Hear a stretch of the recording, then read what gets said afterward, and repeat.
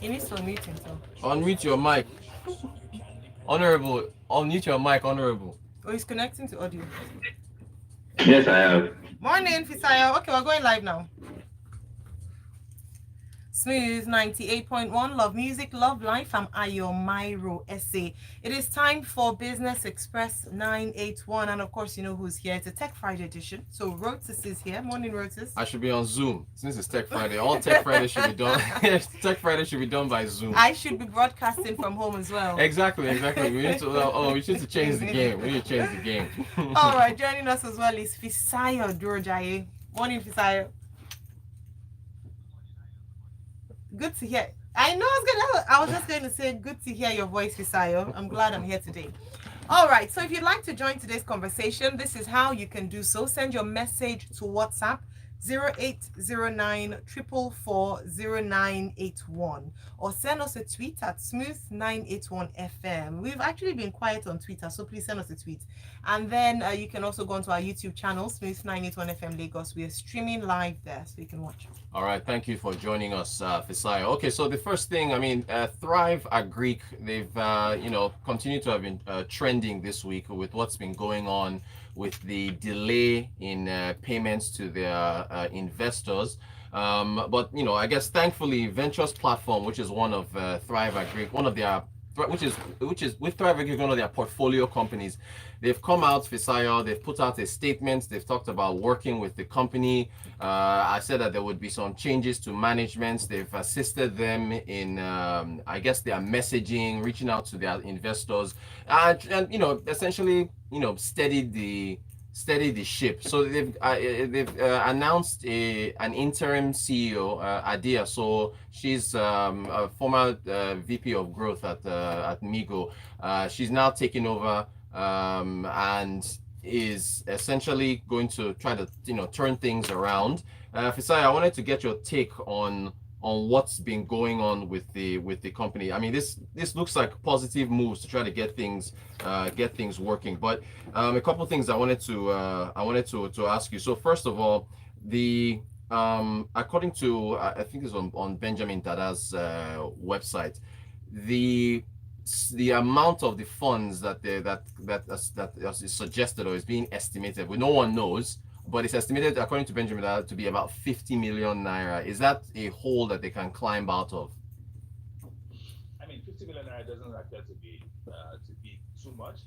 For me, I think that I suspect that the amount is significantly larger than that, because based on public information that is available, from we've seen, I've seen Thrive Agric's speech at Y Combinator. I've seen a few of their farms, the amount that were raised and all of that. Because what we are looking out for is the sponsors' money, right? The people that sponsor some of those farms. That's the amount we're looking. So it's not just about profit to Thrive Agric, it's about the whole amount that was invested. My suspicion is probably going to be more than that. But irrespective of how much it is, because that's not the biggest issue. The issue is the fact that how do we, to a large extent, climb out of this, knowing that this is a genuine business at the start, knowing that the things that affected the business as of today were not the things that they could control, right? And then what could they have done better in communicating to the sponsors? Because people are a lot of times agitated around the sponsorship and raising money from the public because of what they've seen with Ponzi schemes. So we need to, to a large extent, clarify that yes, Thrive Agric had never been a Ponzi scheme, so that has to be clear. But I think that they didn't manage the communication properly with their sponsors about what actually affected their business. And I have some insight into it, because the truth is that when the pandemic hit and the economy was shut down, I think that was not a great decision, right, by any government. So let me take that back. The first thing is that government's response to pandemic, I think they are caught between a rock and a hard place. And I don't think a lot of people understand the decision that they have to make, right? So it means that you have two options: to control the pandemic, right, and to not destroy your economy? Those are two difficult decisions to make. For you to control the pandemic, people suggest that you have to shut down your economy. If you shut down your economy, people will lose their jobs. Right? So as the CEO of your country, as the president of your country, how do you make that painful decision? Right? So imagine the Thrive Agric that invested money in the poultry or invested money in rice plantation, and the government shut down the economy. So it means hotels are not buying poultry, restaurants are not buying poultry, people don't have money to buy. And of course, you've spent so much money on that. Your chickens are old enough to be sold. But because there are no restaurants to buy from you, you keep on spending money and chickens die, and then you lose everything. Right? It's just a difficult decision, across all of that. So, but what happened, like I said, it's not they are making. It's not like they took money and then they went to spend it. These are the effects of the decision, a simple decision, to a large extent, a responsible decision to shut down the economy. I think that's where the biggest issues are. But from a Thrive Agric perspective, they should have done better in communicating with their investors. Come clean. I mean, we know startups, we have this startup pride, but should have like, guys, we are in trouble here. All our chickens are going to die. All our rice is going to, there are things we can do, right, to ensure that those things happen, and then I'll be able to sort it out as fast as possible. All right. Thank you for that message. Yeah, message from Prince. Prince says, is Thrive Agric a tech company or an agri company? Because I don't understand how a tech company will be collecting money for Greek investment. Well, Prince, that's the essentially the agri-tech platform is what it's crowdfunding, right? To some extent. But I mean, these folks, I mean, if Fisayo can speak to this, they got support from Y Combinator. They've gotten it's legit. I mean, their platform. The other side of this, what I've been voicing against are the platforms that come out and just immediately guarantee these astronomical returns on investment. Fisal, go ahead.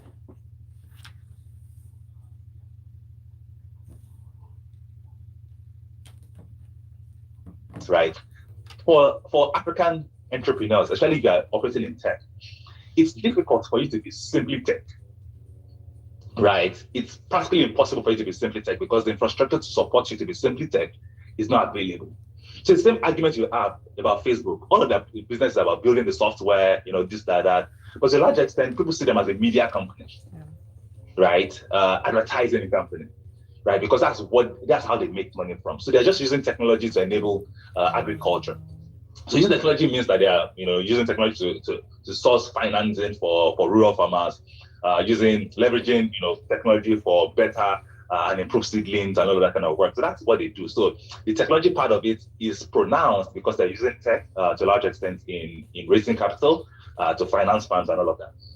And so that's basically what it's. So, but the one thing that has to be clear to most entrepreneurs is that it's not all about tech. And I think that's where most tech entrepreneurs in Nigeria or in Africa miss that thing. Imagine a logistics startup that use technology to help coordinate bike action. That things technology can solve. The bike man is to have an accident on the road. It's not a technology problem. It's an infrastructure problem. The day the guy is going to, steal the delivery, that's not a technology problem. Do you understand? So there is still core operational work that needs to be done, even on top of the technology that we built. So you can't sit here and say, yes, we have great, CTO, we have great technology, we have great apps. It's not just about the apps, at least in Nigeria that we know. It's much more than that. And I think that's what people need to large extent recognize and then build structure that supports that supports all of that. Great stuff, Fisar. Real quick, I wanted to pick your brain on this. We've talked about it in the past, but this idea of a CFO as a service, because they've appointed a CFO, and I thought they already had one. I didn't know they didn't have one. I was like, okay, because they're talking about risk management now. I want you to so. We're gonna have to have an extended conversation about this, but as quickly as we can. Go ahead. CFO as a service, does it mean that the position now can be a temporary thing, or should there be a permanent CFO in every company? I want to get your thoughts. I mean, I'm happy you brought this up. So I've been an investor for 3-4 years now. Before then, I was investment banking. So I understand the role of the CFO. I know that the CFO is different from an accountant. So the CFO and an accountant do different roles, because accountants keep the books, they ensure that it's accurate, but the CFO help the management make strategic decision.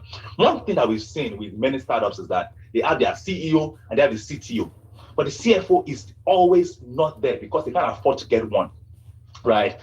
So earlier in the year, because of that experience, for someone like me, I started some service that allows startups to be able to a large extent, hire CFOs, as a service where they don't have to spend so much cash to go and hire a CFO, but as part of it, we're able to provide that strategic direction, analyze the books, help CEOs make better decisions. Because I think that a lot of startups are to a large extent, undermine that role. And that's one of the things we're seeing today. Once there's someone that is able to ensure that, okay, this is our analysis that we're doing. If you don't take steps today, this is what's going to happen tomorrow, right? That's the job of the CFO that most people don't have. They just try to, we can wing it. No, you can't, to a large extent. So that's why that role CFO is very important. That thing about risk management is very important. And that's why most startups need to have it. Why? So we understand that most startups cannot afford to get one at the beginning of their stage. That's why we created things around that, subscription model for CFOs, where people serve with the companies to help just stabilize the finances before they're able to recruit one, right? So, and that's an important part of every role, that every startup should have one. It's important. Every startup should have one, because that is what makes the difference between, making stupid financial decisions or making great ones. Oh, okay. So and I know we're running out of time here, but so you're saying they can subscribe, but at the end of the day, there still has to be a permanent CFO role. I mean, to a large extent, yes, CFO is a what's it called? Is a full-time role, not what people can do on to a large extent part-time. But what I'm saying that we've created at least at the beginning, an easier way for startups to be able to hire a CFO. Even for mature startups, a lot of them hire strong accountants or strong financial controllers, and they're paying a lot of money for it. But the difference between an accountant, and I've seen that, more practically, that accountants are more about debit and credit, but CFOs are more like, hey, I've looked at these numbers. This is where we are going to.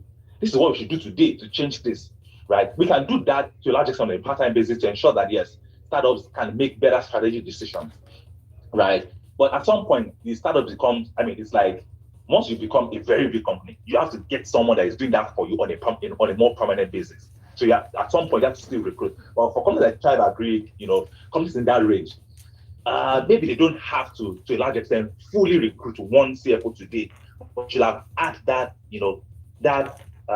guidance of a CFO from the beginning. All right, we have some comments. Fisaya and Rotus. Wumi Fenwa doesn't agree with you, Fisaya. Says, based on information, Thrive Agric had issues before the shutdown. They kept collecting funds from sponsors and assuring them they will pay. That was wrong, very wrong. Why keep collecting funds when we're already in trouble? Yeah, no, I think the time frame, I don't think that's correct. I think the time frame fell within the lockdown period. That's where these issues started popping up. But I'll check. But I think it fell between that March to where we are now. Fisaya, this CFO as a service thing is very interesting. We have comments on the CFO. Okay, yeah, go ahead. For a company to thrive through any storm, aside CEO, there must be a CFO and CRO, because they are the key players in strategic decisions of any. Is that MI? Says, no, Michael. Okay, and for a company to thrive. So I thought that was a play on words, and MI is the one that usually does that. Thank you for that, Michael. You're right. Bookkeepers are more of debit and credit. Exactly. Actually, yeah. It says bookkeepers are more of credit and debit and credits, while accountants make financial decisions with entries done by bookkeepers. Fantastic. All right, that's all we can take this morning. You see, we got to go back to 30 minutes because I wanted to tease him about Trump. Also, there's something. WhatsApp is doing something, but no problem. Well, that's why we have our online platform, so we can have conversations on Twitter at Smooth981FM. Use the hashtag BusinessExpress981. Tag Rotus at Rot and Quote. That's ROTANKWOT. Fisaya, please tell them your handle too. Aremo Fisaya. simple. All right, follow us and let's take that conversation online. If you have questions for Rotus or Fisayo, or you disagree or agree with anything they've said this morning, by all means, let's take it onto Twitter. All right, we'll go on for a break. When we come back, or music break, great songs lined up, and then at 7:30, Waji and Tunde will be here for Freshly Pressed 981. You have to stay tuned for this one. Press, brought to you by EnterSwitch. Thank you, Fisayo. Thank you, Fisayo. Thank you so much. Yeah. Fisayo, I'll buzz you in a few minutes, so. Business Express. Just go direct to do. Yes, now.